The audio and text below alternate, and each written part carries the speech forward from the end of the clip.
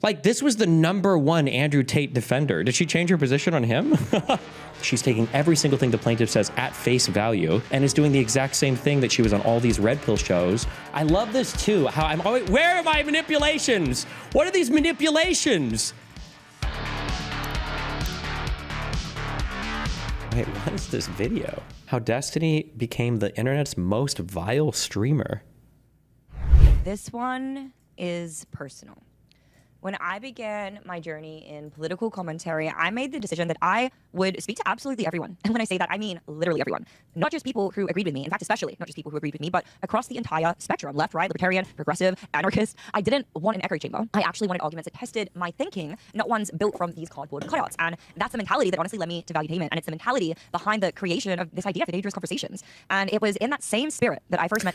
Wasn't she literally a friend of the stream? Kind of friendly-ish. She started to get turned onto the team Farha and team Lauren though a long time ago, which was funny because she messaged me once asking me to clarify something because I think Lauren or Jasmine had told her something that wasn't true. And then we had a conversation about, I saw my Instagram DMs with her. We had a conversation about it and I provided proof and I'm like, no, these people lie like crazy. But if you remain in any social group long enough, eventually I guess you'll turn. All right, well, let's hear what did I personally do to slight this person who I've never had a bad interaction with or done anything bad to interpersonally ever in my entire life. Let's go. And it's the mentality behind the creation of this idea for dangerous conversations. And it was in that same spirit that I first met Stephen Bennell Jr., better known as Destiny, a couple of years. Junior? I'm the second. Okay. Now, he was one of the first major streamers to really take me seriously, meaning he had me on his show several times. We debated, we disagreed, sometimes even aligned, surprisingly. And over time, we honestly built a rapport. You know, we shared friendship groups, group chats, we met up at birthday parties, and actually had some legitimately interesting conversations. Everything from values to philosophy and politics. Group chats, we met up at birthday Holy curse. Parties. Xena's the only real one here. And actually... Xena the queen so far.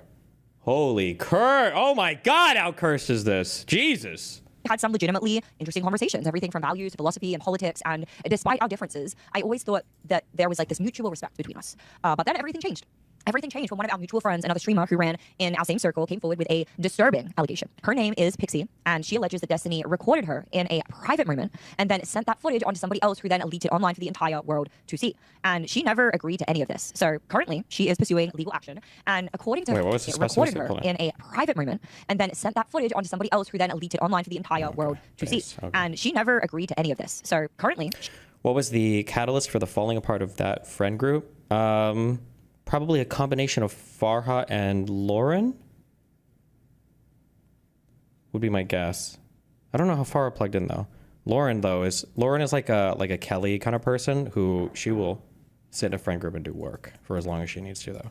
She is pursuing legal action. And according to her, she is not alone. She actually claims that there are multiple women with similar experiences. And for me, that was the moment. It was clear cut. I walked away from Destiny entirely. No ambiguity, no second chances. We haven't talked in a long time. She didn't walk away from shit. I don't think we talked for like a year before that, but okay. That crossed a line that really doesn't get to be blurred. And to make matters even worse, Destiny didn't even deny it. I actually covered this entire situation, like every single part of it on The Unusual Suspects earlier this year. But honestly, guys, things have really gotten crazier since then. So if you are at all interested in helping out with Pixie's case against Destiny, there is a link to her. What happened with Farha? I think I've talked about this before, haven't I? Listen, just breaking up with Melina just introduced a lot of complexity to my life. Without getting too deep into the weird shit, Farha was just on some really weird, like, saying different things to me and Melina in ways that were, like, super sus and trying to get me and Melina to separate so that Farha could date me. In, like, the most, like, it was just, like, really crazy, bizarro, sus shit. I feel like didn't I go over all this on stream? I feel like I did this a long time ago. I don't want to rehash all of this, like, because it's all just like, it's super weird and cringy interpersonal shit. But like, I guess so, like for one, one example of this would be when it came to a boyfriend that Farha had. Like she was telling Melina how much she was like super in love with this guy and, you know, like cherished him and wanted to move down with him and blah, blah, blah. But then when she would talk to me, she would like give me her phone. She'd be like, oh, like you should text this dude and like, you know, make him sound stupid for this, or you should do this. And I'm like, why don't you just break up with this dude or whatever? And she's like, oh, I cheat him all the time and blah, blah, blah. I mean, okay, whatever, Jesus. But yeah, it was just like, that's like one of like 50, and there's like more like crazy, weird, bizarro shit that, yeah. So there's just, once I had figured out the, when Lauren De Laguna accused me of like secretly recording people because she wanted to throw that out there, it was in regards to a conversation that I'd had with Farah that I recorded so that Melina and I could listen to it, because somebody was going crazy here. Because every time I would talk to Melina and then every time I would talk to Farah, I'd get like completely different stories about everything. I'm like, okay, something, I don't understand how I can have the same conversation with both of you and hear completely different things. So then I recorded a conversation with Farah, and then, you know, I was going through it with Melina. I'm like, okay, this is, and then she would show me DMs with Farah, and I'd be like, okay, this is like crazy. This is like, she's telling completely different things to both stories, or to both parties here. And that's when, that's why when everybody used to ask in the past, like, oh, why doesn't Farah come over anymore? That's why that separation happened. I thought I went over this on stream, or maybe I never said this publicly. Rip, but her fundraising platform in the description of this video. She is fighting a battle that no one should ever have to fight alone, but fortunately she's seen you did? Okay, yeah, I went over all this, I think. Okay. A huge surge in support since going public with her story. This goes deeper than one alleged violation. In her statement, Pixie actually outlined how Destiny used his influence to manipulate dynamics within friend groups, how he downplayed what happened, even joked about it, and then turned mutual friends against her. Her best friend at the time. Also, for everybody saying that, like, and people say this, I wish I could go over this with more substance if I was allowed to read off that transcript, but like the honest truth is, so if you're getting sued for something, so one, these are like, the person is asking for a high dollar amount, okay? So regardless, the problem is the strategy for winning in court and the strategy for talking to the public don't always coincide. So the idea that, like, there's this very naive and retarded thing, and even you retards are saying this on my fan base, like, oh, like, Jesse should just take accountability and blah, blah, blah.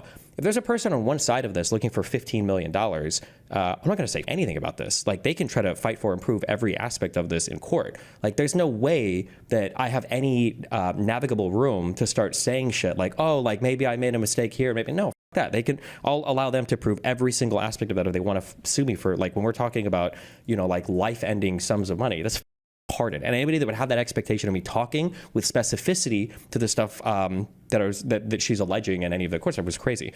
Now, as we've gone through the process more, and then I've seen where they're falling on things, and I see like how things have been filed, now I'm like more comfortable with it, right? In the beginning, the reason why I didn't say anything with specificity to like, oh, like, did anybody have consent here or whatever, is because the first part of the honest truth is that these were conversations happened a long time ago. This is like 5 years ago, 6 years ago when we recorded these videos, and these were conversations in person. And I don't want to say something with like an imperfect recollection and then end up committing myself to some like storyline or committing myself to some, phrasing that I'm like, no, wait, I don't think that I said that. Because if I say anything publicly, obviously, right, Joanne, I guess, who doesn't have a job besides, sitting here in legal office watching my streams all day, is going to start throwing these things in court filings. But if I could read off our transcript, now all the stuff that Pixie was saying under oath does align with stuff that I remember. And I would feel more confident if I could read it. Like, for instance, like I think when funnily enough, I think Pixie gives 3 different answers in court about the agreement about us recording stuff.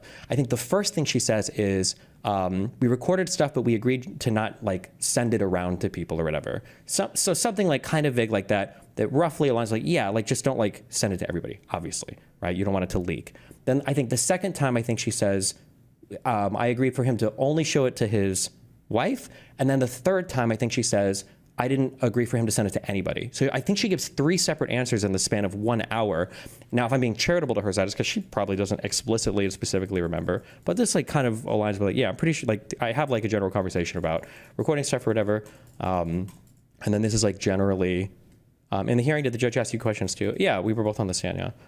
But I mean, it's a long time ago. But the idea that like I have to come out and give some crystal clear statement like right at the beginning of all of this, like, bro, this is a big civil case. Like, I'm sorry that you're not happy that I'm not going to come out and layer, like all of these answers that the, plaintiff can use to layer their legal arguments as perfectly as they want. Fuck that. That's insane. I also like, by the way, that Amy is making this video months, half a year into these legal proceedings. She's taking every single thing the plaintiff says at face value. She isn't evaluating any of, well, maybe she will hear on later on, isn't evaluating any of the later legal documents submitted, and is doing the exact same thing that she was on all these red pill shows when she was trying to get red pill, trying to smash Myron and everything, and oh, don't believe women, and women lie all the time. But now she's like team, 100% woman, I guess, because of where the political dominoes fall is hilarious. So good job, Queen. I'm Erin, how he downplayed what happened, even joked about it, and then turned mutual friends against her. Her best friend at the time, Erin, even while apologizing publicly and acting like he had taken responsibility for what was done. It was a masterclass in manipulation. I love this too. How I'm always, where are my manipulations? What are these manipulations? What? But guys, this isn't just about abuse. It's about control, and the kind of control that thrives in digital spaces where clout is currency and silence is protection. But despite the very clear evidence and the public attention, none of the platforms that have supported Destiny's career have even spoken out against him. There are no bans, no demonetization, no accountability. Like, think of how insane what she's saying is. So if somebody sues you for something, you should automatically get banned and demonetized from every platform? Like, damn, she left the Red Pill arc, I guess, and went completely in the other direction? Like, what the f? If anything, his brand has actually only grown. And unfortunately, this is a pattern that we have seen before, where creators are shielded by popularity and really profitability at the end of the day. This is an ecosystem where saying... Like, this was the #1 Andrew Tate defender. Did she change her position on him? There are two genders, get to penalize consequences that Destiny himself experienced back in 2022 when he was in somewhat more of a base frame of mind. But disturbing sexual content without consent somehow doesn't carry any serious repercussions whatsoever. But guys, Destiny actually sucks for many, many, many more reasons than the one that we just covered. Over the 4th of July weekend, Central Texas was devastated by flash floods that have claimed dozens of lives, hundreds are still missing, and it has left communities devastated. As prayers and consolations poured in from all over the country, Destiny entered the conversation as well. And what was his take? Well, mostly just jokes about how the victims actually deserved it. I'm not being hyperbolic. This is actually what he said. Maybe the kids weren't fit for camping near a river if they couldn't swim, which he wrote in reference to the 27 young girls killed at a Christian summer camp in the flooded valley. He went on to quip that God killed those kids because they were using NordVPN to get around the Texas porn ban. Now, NordVPN quickly clarified that they do not sponsor Destiny. Oh, I bet Lauren and Pixie begged her to put to put her fundraiser in here. Jesus Christ. Nor do they stand behind any of these reprehensible comments, and they may even pursue legal action, as they should, because there are documented damages on record of people canceling their Nord subscriptions. But his response, of course, it was that this was just another joke at the company's expense. As outrage grew over his remarks, he basically abandoned... That's such a good tweet. Of course, it was that this was just another joke at the company's expense. Oh, shit. As outrage grew over his remarks, he basically abandoned all pretense and jumped just right into the politicization of everything. In short, this is what he said. It's a very disgusting post to read, but he says, don't ever forget, these are the same people who tell you jokes are back when they're laughing it up over families being destroyed by deportation, LGBT being kicked out of the military, and friends being murdered in Ukraine by a genocidal maniac, all because they're too spineless to break with the inhumane machine that is MAGA. Just, I don't know how any of those things, which many of those are actually really valid points. Because you don't know anything about politics. You're retarded. We know. We got it. Are not by him. Valid points on MAGA's behalf, right? Trans out of the military, all of these things. How is that possibly comparable to the death of young children? It's just, he's living in a different reality, but this is a pattern. When Corey Comprator, a husband, father, firefighter, and a Trump supporter, was killed during the attempt on Trump's life in Butler, Pennsylvania, Destiny called him a retard.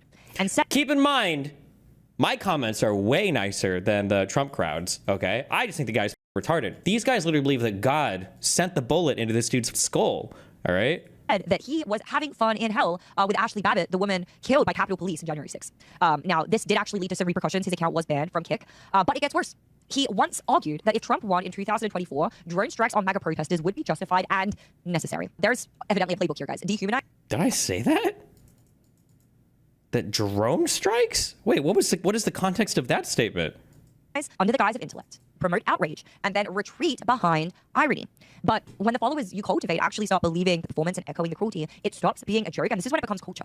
So what we're witnessing isn't just personal decline, it is psychological. It's a political radicalization in real time, honestly. Studies from Harvard and UC Berkeley actually show how social media-driven political content actually rewires the brain. Constant exposure to tribal conflict activates fear centers and dulls empathy. But over time, people don't just disagree. They see ideological opponents as existential threats to their existence, as less than a human. Psychologists actually call this moral disengagement. That's what... Wow.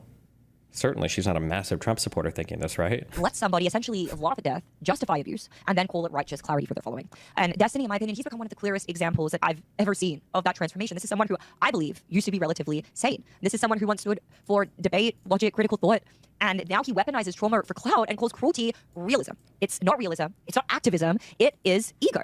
And the tragedy is that he's built a following on the myth that he's the rational one. He's above the prey. But truly, no rational person justifies harm to women, mocks the dead, or laughs at grief to win arguments. So ultimately, guys, this isn't about disagreement. This is about dehumanization. That's what he's doing. Pixie's case isn't just about what happened to her. It's about what her silence and other silence allowed to happen for years. What silence? This motherfucker literally is making public posts and tweeting about it. What are you talking about? About the so-called allies who turned away, about the platform culture that ultimately rewarded it all. So if you think this is an isolated incident, it's not. This is what happens when platforms reward outrage, ignore ethics, and when creators become untouchable because they are profitable. When a fan base defends the indefensible because they mistake charisma for character, that's what's happening here. Now, I want to round out the segment by saying that what Pixie is doing takes courage, but this whole thing isn't just about her lawsuit. It's about whether we finally draw a line, whether we hold people accountable even when it's inconvenient, even when they wear the mask of intellect. And Destiny, the say this is just drama, it's performative, it's hyperbole. Fuck, the mask of intellect. So not only have they stolen the aesthetic of like rationality, now they're fighting me on, now they have the aesthetic of talking about the aesthetic of rationality. What the fuck? None of that matters. When the truth lands and the mask slips, there won't be any arguments left to win. There will only be accountability. And that's what is owed, not just to Pixie, but to anyone who's watched this industry excuse cruelty in the name of content. Because, guys, empathy isn't weakness. It's actually one of the only things keeping us from turning into the very thing that we claim to oppose. Xena in chat says, none of these girls are even friends anymore and can't stand one another from what they've told me. LOL. I have no problems with Amy as we never had a falling out. But her recent distasteful words about Destiny news to me, however, the Zionist couldn't stand living with the fairy femcel. Is that supposed to be Lauren and Pixie? And moved with the Australian Amy. Yeah, that friend group goes back and forth a ton. I remember when Pixie and Lauren lived together for a little bit, but Lauren was getting into so many fights with her roommate. And then I had to help Pixie stand up to Lauren when it came to disagreeing on things because Lauren's dog, I guess, would like pee and poop all over the apartment. And Pixie didn't know how to deal with it. And I was like, you guys should have like a board with like responsibilities or something, I guess. And then I think eventually they all moved out though. So I don't know. I have no idea. I mean, I don't know what it all ended up with eventually, but Jesus. Anna Kasparian and Amy Dangerfield criticize your tweet briefly. I heard God killed these girls because they were using NordVPN promo code DESTINY to get around the Texas. God, that promo code is so fucking good. The only thing that could have made this better was actually sponsored by NordVPN when I tweeted it. Fuck.